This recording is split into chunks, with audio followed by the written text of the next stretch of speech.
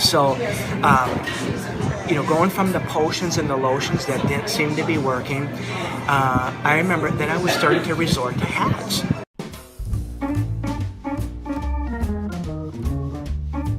And I was in the fashion business. I was a licensed cosmetologist, and I remember another story that I got to share with you guys.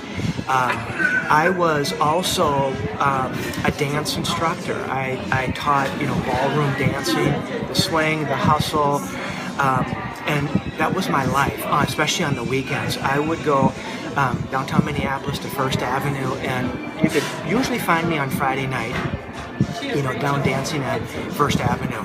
And not bragging or anything, but I probably was one of the best dancers in the building. And I wasn't doing dance lessons or instructing there, but I was just having a good time. And I remember one encounter where I was dancing with this woman. This was before I was married, and I was wearing a hat, and when I danced, we didn't dance for just a little bit. I mean, we would dance for like a good hour, maybe even more. But when you cool down, you sweat. And I remember I used to be a sweater. I would just be dripping sweat, but didn't really care. That's what came with dancing.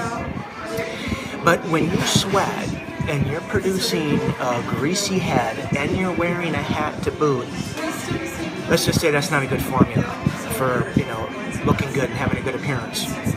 So after we got done, finishing a set or whatever, we got talking, this woman and myself, and she wondered what I did, for a living, and I told her that, I was a cosmetologist and a hairstylist, and I'll never forget, she said, wow, that's really cool.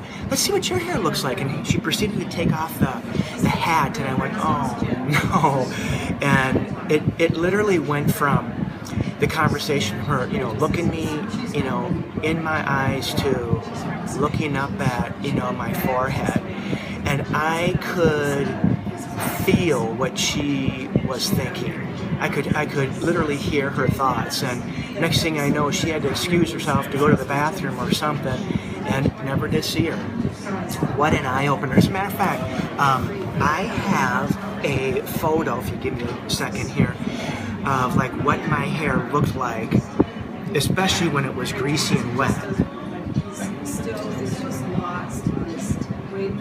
I'll enlarge it a little bit here.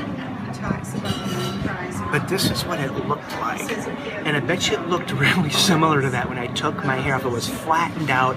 You could see through my scalp. Here I'm a hairstylist. And I don't know, I must have been unconsciously at the time communicating, to the world, and maybe to this woman for all I know.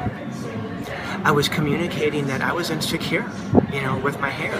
And that's why I wore a hat. I didn't want to be seen. And I look back at it now and I think, hair has a way of not only affecting how we look, but I'd say it's probably the single most important thing that affects our appearance.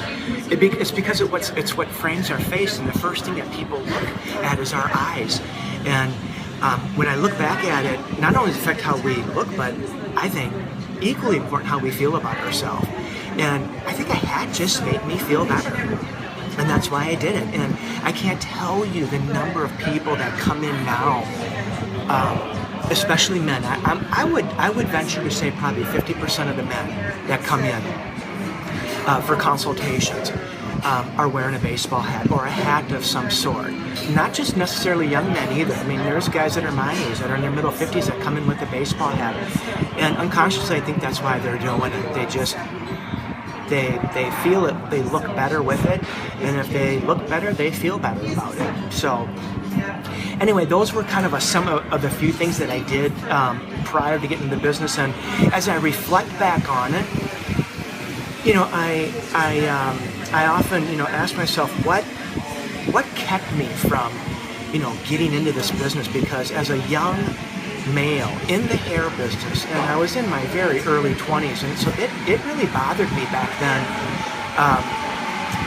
losing hair. And I look back at it, and probably some of the people that I was seeing that had things done, either via hair transplants or they were wearing some type of hairpiece or toupee of some sort on top of their head, and it looked obvious. I mean, I could spot them out, and even people who weren't even that aware could spot them out. And I guess, it was good old-fashioned fear, fear of, being talked about behind my back or being made fun of. That was, one reason that kept me from doing it.